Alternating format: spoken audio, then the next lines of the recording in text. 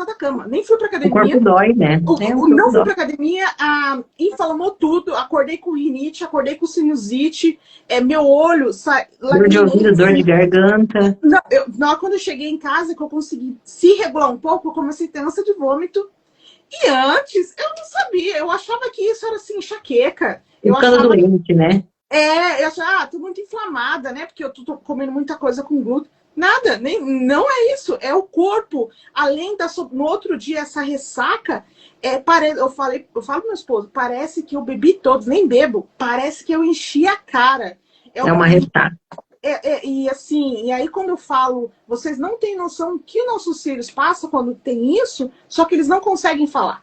Então, quem consegue, ou mais o adulto verbal vai conseguir, mas eu entendo as crianças que têm. Mas então, mesmo os adultos verbais, eles têm dificuldade de identificar a sobrecarga sensorial e a ressaca pós-sobrecarga sensorial. A menos que tenha estudado isso, a pessoa não vai entender que ele está em sobrecarga sensorial e que no outro dia ele está de ressaca de tanta gasto de energia desse sistema nervoso dele, então o corpo padece ali nesse dia seguinte, né? Nossa, eu acho que a gente pode, inclusive, puxar o gancho para começar a conversar sobre acomodação sensorial, falando um pouco desse processo neurológico que acontece na criança, porque se a gente não entende de neurociência, de neurobiologia, a gente não vai entender sobrecarga sensorial. E eu acho que a gente precisa falar um pouquinho sobre isso. Tem problema a gente já começar a falar? Não, porque eu tô assim, eu já tô falando. Professora, a gente quer aprender. Então, Por assim, exemplo, nesses casos, o que acontece, né? Qual que é o processamento? O que acontece com nossa cabecinha? Então, assim, eu vou tentar explicar de uma maneira mais simples, óbvio, né? Porque a gente não tá falando aqui sobre com profissionais, discutindo tecnicamente.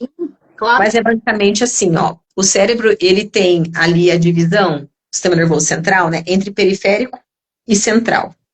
E esse sistema nervoso periférico, ele se divide entre a parte somática, que a gente funciona, né, que é músculo, a parte voluntária, que eu escolho fazer, né, e o autônomo. E esse sistema nervoso autônomo, ele é o que regula a crise, digamos assim. Ele é responsável por essa organização do corpo.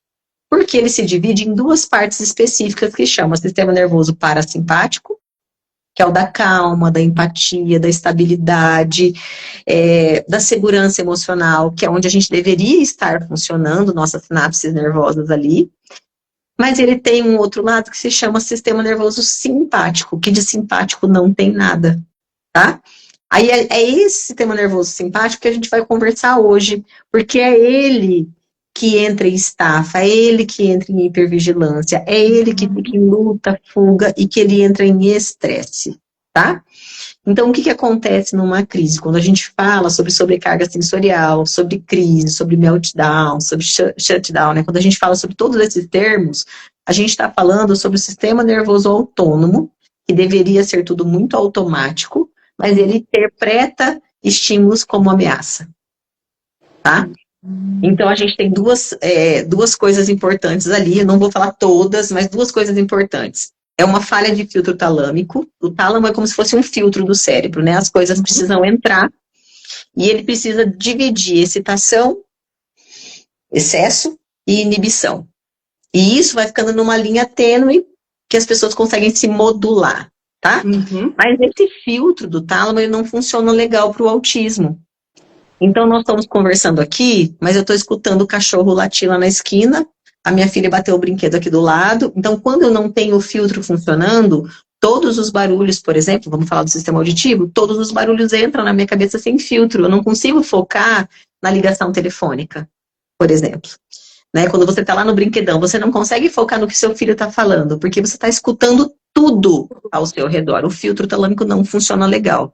Então, uma das falhas, né, que a gente tem, quando a gente tem um processamento, quando o sistema nervoso autônomo está prevalente, é essa falha do filtro talâmico. E a outra coisa é a amígdala, né, uma hiperreatividade ali na amígdala. Daí a interpretação sensorial da amígdala é de ameaça constante, tá?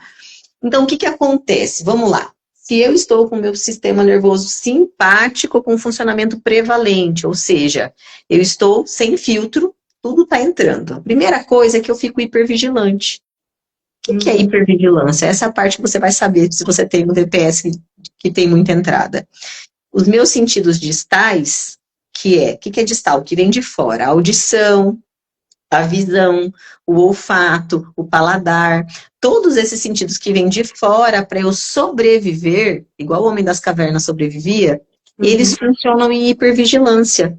Eles recebem muito mais informação do ambiente. Então eu faço muito mais rastreio visual. Eu escuto tudo ao mesmo tempo sem filtro nenhum. E eu sinto todos os sabores e todos os cheiros de todas as pessoas que estão passando perto de mim. Eu não preciso cheirar a pessoa, mas ela passa e eu estou sentindo o cheiro dela. E se tem um óleo essencial naquela sala do terapeuta tal, eu já chego irritado. Porque aquele óleo lá me incomoda até quando eu entro na recepção. Entende? Então, quando a gente perde o filtro, a gente faz hipervigilância. E a hipervigilância causa uma sobrecarga. Ok?